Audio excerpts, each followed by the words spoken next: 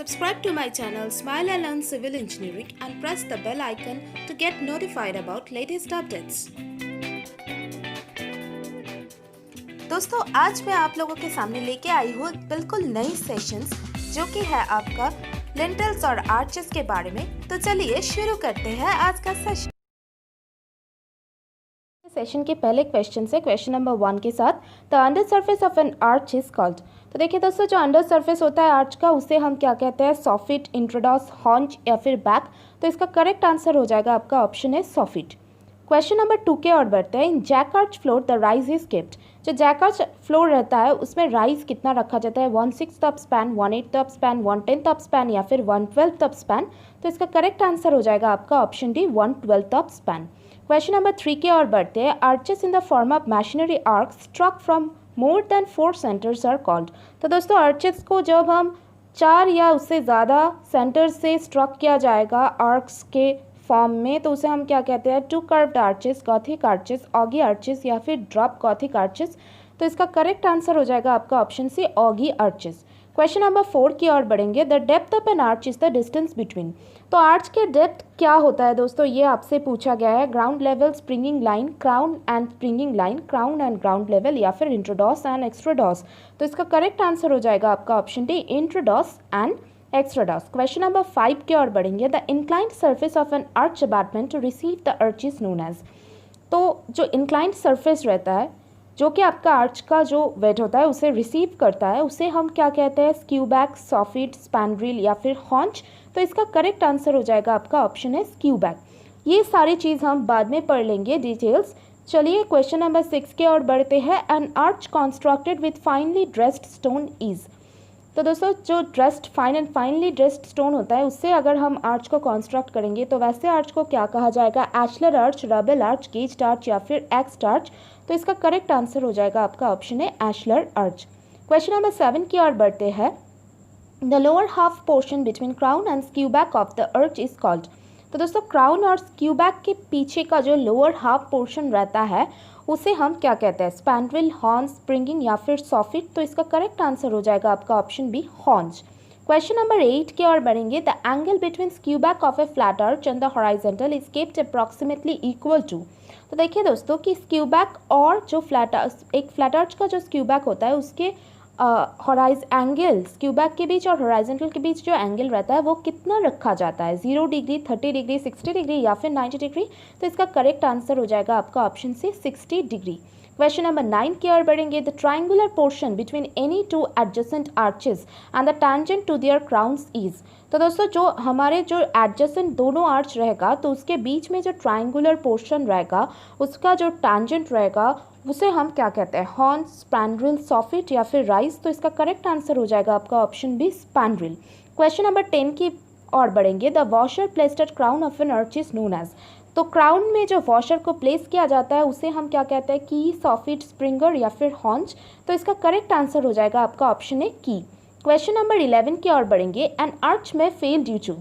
तो दोस्तों arch fail क्यों करता है? Uneven settlement of abutment, sliding of voussoirs, crushing of the material या फिर ऑल ऑफ द अबव। तो इसका करेक्ट आंसर हो जाएगा आपका option D all of the above. Question number 12 की ओर बढ़ेंगे। Crown is located as. तो दोस्तों क्राउन क्या चीज़ होता है और कहाँ पे लोकेट होता है? Highest point on the intrados of the arch, highest point on the extrados of the arch या फिर स्क्यूबैक ऑफ द अर्च या फिर नन ऑफ दिस। तो इसका करेक्ट आंसर हो जाएगा आपका ऑप्शन है एक्स्ट्राडॉस में जो सबसे ऊंचा पॉइंट रहता है, हाईएस्ट पॉइंट रहता है उसे हम क्या करते हैं? क्राउन कहते हैं। क्वेश्चन नंबर 13 की ओर बढ़ते हैं। The wedge shaped bricks forming an arch ring are called. तो जो वेज शेप्ड ब्रिक होता है वो अगर एक आर्च रिंग को फॉर्म करेगा तो उसे हम क्या कहते हैं? सॉफिट्स, वॉशर्स, हॉर्न्स या फिर स्पैंड्रिल। तो इसका करेक्ट आंसर हो जाएगा आपका option B voussoirs. Question number 14 की ओर बढ़ते हैं। Pointed arch which forms isosceles और equilateral triangle is generally known as. दोस्तों एक आर्च रहेगा अगर वो पॉइंटेड रहता है और एक ट्रायंगल फॉर्म करता है, कैसा ट्रायंगल? आइसोसेलिस या फिर इक्विलैटरल। तो उसे हम क्या कहते हैं? 3 centred arch, 2 centred arch, Lancet arch या फिर बुलसाई आर्च। तो इसका करेक्ट आंसर हो जाएगा आपका option C lancet arch. Question number 15 की ओर बढ़ेंगे। horizontal member which is placed across an opening to support the position of the structure above it is। तो दोस्तों एक horizontal member अगर एक ओपनिंग के पास में प्लेस किया जाता है और उसका सपोर्ट पोजीशन को सपोर्ट करने के लिए जो स्ट्रक्चर दिया जाता है उसे हम क्या कहते हैं, डोर, विंडो सील या फिर लिंटेल।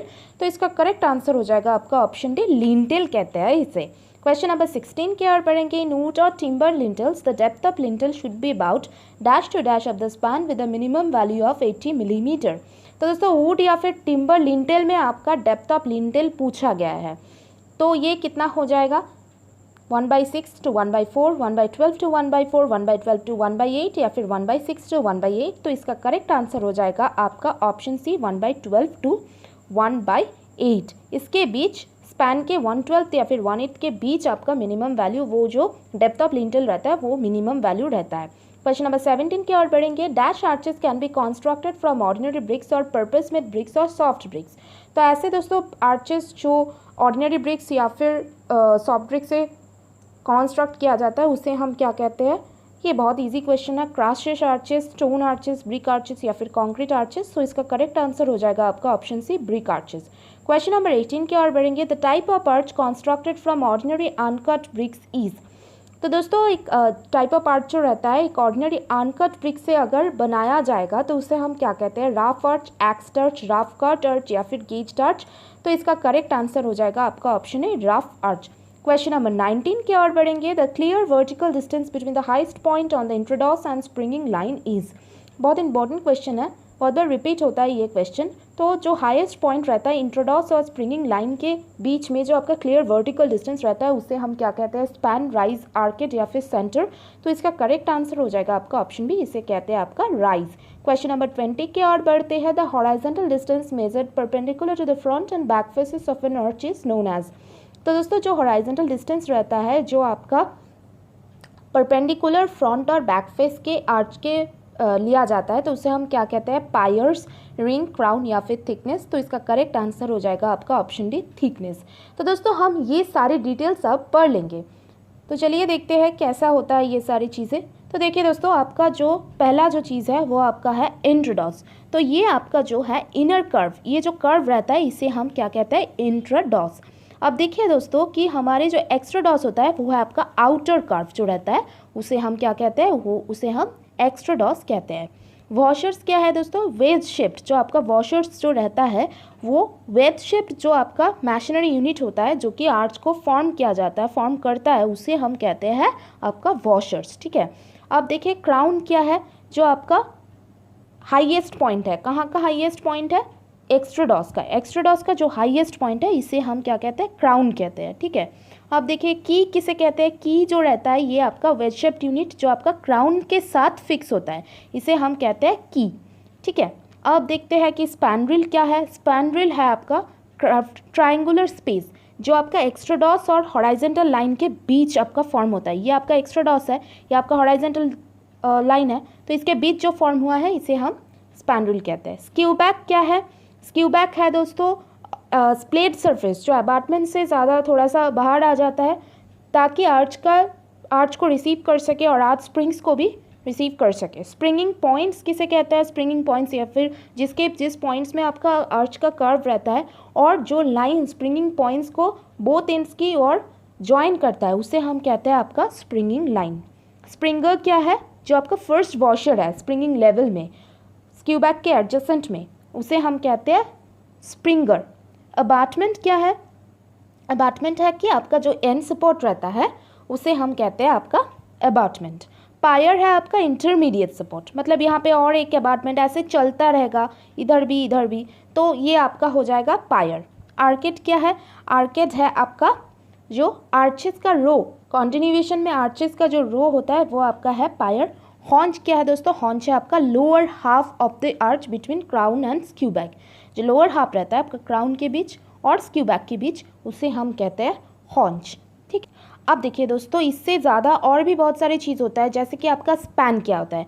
स्पैन होता है आपका क्लियर हॉरिजॉन्टल डिस्टेंस, किस चीज़ के बाद आपका जो सपोर्ट्स रहता है, मतलब जो अबाटमेंट रहता है सपोर्ट्स रहता है उसके बीच जो आपका हॉराइजेंटल डिस्टेंस रहेगा उसे हम क्या कहेंगे, स्पैन कहेंगे। अब देखिए राइज क्या होता है, राइज आपका होता है जो vertical distance between highest point of intrados and springing line, तो ये है आपका स्प्रिंगिंग लाइन।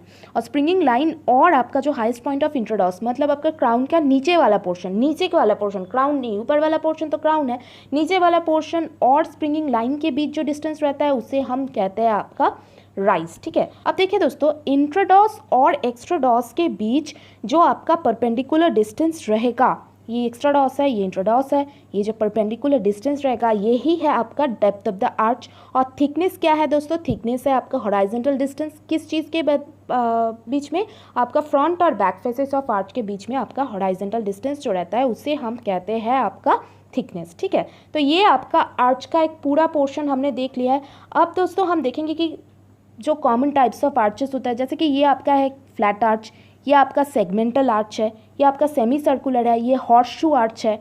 और दोस्तों पॉइंटेड जो आर्चेस होता है उसमें आपका इक्विलैटरल आर्च रहता है जिसमें हर एक एंगल इक्वल है, और आइसोसेलेस जिसमें 2 एंगल इक्वल है। ये सारे आपका आर्च का टाइप्स है। तो दोस्तों देखिए कि अगर ये वीडियो आपको पसंद आई हो तो एक लाइक ज़रूर कर देना और ज़्यादा से ज़्यादा शेयर कीजिए।